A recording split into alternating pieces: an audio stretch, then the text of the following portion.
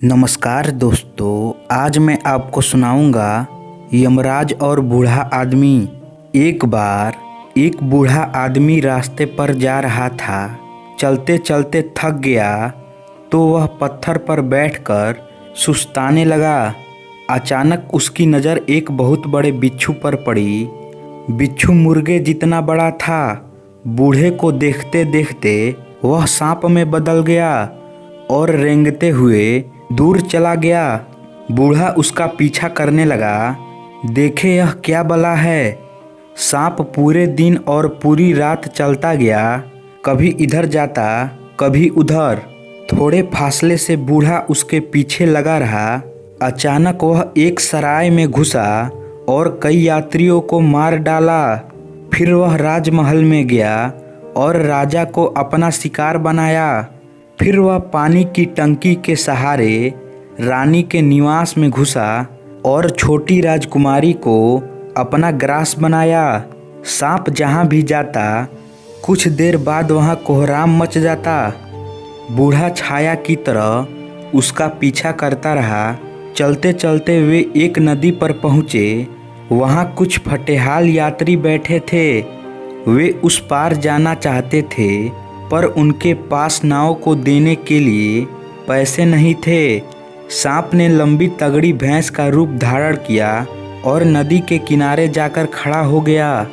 उसे देखकर यात्रियों ने कहा, यह भैंस अपने घर उस पार जाएगी, चलो इसकी पीठ पर बैठ जाएं और इसकी पूंछ पकड़ लें, इसके साथ हम भी उस पार पहुंच जाएंगे। वे भैंस की पीठ पर जम गए।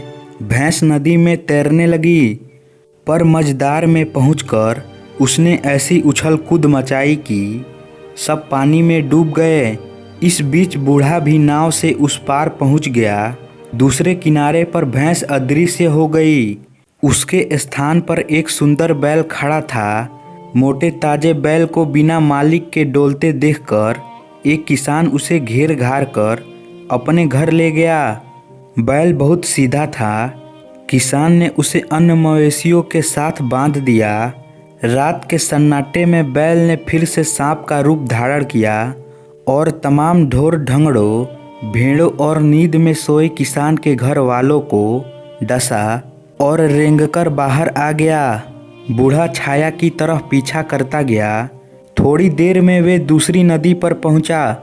वहाँ सांप सुंदर जवान औरत के रूप में बदल गया। कुछ देर बाद उधर दो सिपाही आते दिखे। वे दोनों सगे भाई थे। उनके पास आने पर औरत जोर जोर से रोने लगी। भाइयों ने पूछा, क्या बात है, तुम यहाँ अकेली क्यों बैठी हो? सर्प स्त्री ने जवाब दिया, मैं और मेरा आदमी घर जाने के लिए नाव का इंतजार कर रहे थे। वो हाथ मुंह धोने नदी में गए और पांव फिसल जाने से नदी में डूब गए। यहाँ मेरा कोई नहीं। मेरे रिश्तेदार यहाँ से बहुत दूर रहते हैं। उसके सौंदर्य से सम्मोहित बड़े भाई ने कहा, तुम चिंता मत करो, मेरे साथ चलो, मैं तुमसे ब्याह कर लूँगा और तुम्हारा हर तरह से ख्याल रखूँगा। स्त्री ने कहा, लेकिन तुम मुझसे घर का काम नहीं करवाओगे और मैं जो कहूँगी वो लाके दोगे। दोनों बातें तुम्हें मंजूर हो तभी मैं तुम्हारे साथ चलूँगी। बड़े भाई ने बड़े आदर से कहा, दास की तरह मैं तुम्हारी आज्ञा का पालन करूँगा। तो जाओ उस कुएं से मेरे लिए एक लोटा पानी लेकर आओ, तब तक तुम्हारा भाई मेरे पास रहेगा। पर जैसे ही बड़ा भाई जाने के लिए मुड़ा, उसने छोटे भाई से कहा, चलो भाग चलें, मैं तुम्ही को चाहती हूँ। तुम्हारे भाई से पीछा छुड़ाने के लिए मैंने उसे पानी लाने भेज दिया। छोटे भाई ने कहा, नहीं नहीं, यह नहीं हो सकता। तुमने उसे ब्याह का वचन दिया है। तुम मेरी बहन के समान हो। औरत को जैसे आग लग गई। बड़े भाई को पानी लाते देखकर वह बुक्का फाड़ कर रोने लगी। वह और पास आया तो वह और चीखी, तुम्हारा भाई बहुत बुरा है। इसने मुझसे कहा कि मैं तुम्हें छोड़कर इसके साथ भाग जाऊं। इससे पहले कि छोटा भाई कुछ कहता, बड़े भाई ने तलवार खींच ली। दोनों भिड़ गए। वे दिन भर लड़ते रहे। शाम होते होते दोनों नदी के किनारे निढाल होकर पड़ गए और दम तोड़ दिया। औरत फिर सांप में बदल गई। बूढ़ा छाया की तरह पीछा करता गया।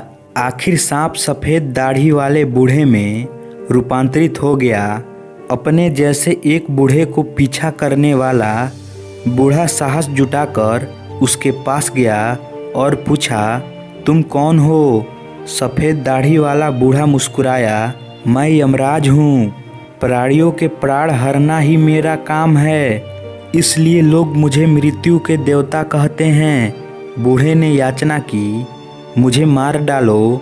मैं कई दिनों से तुम्हारा पीछा कर रहा हूँ और तुम्हारा कार्यकलाप देख रहा हूँ। मैं अब जीना नहीं चाहता हूँ। यमराज ने सर धूंधते हुए कहा, अभी नहीं, मैं उन्हीं को मारता हूँ जिनका समय पूरा हो गया है। तुम्हें तो अभी 8 साल और जीना है। यह कहकर वह अदृश्य हो गया। वह सचमुच मृत्यु का देवता था या कोई राक्षस था, कौन जाने। तो दोस्तों, आशा करता हूँ यह कहानी आपको अच्छी लगी होगी, तो इसे लाइक करें और हमारे चैनल को सब्सक्राइब करें। धन्यवाद।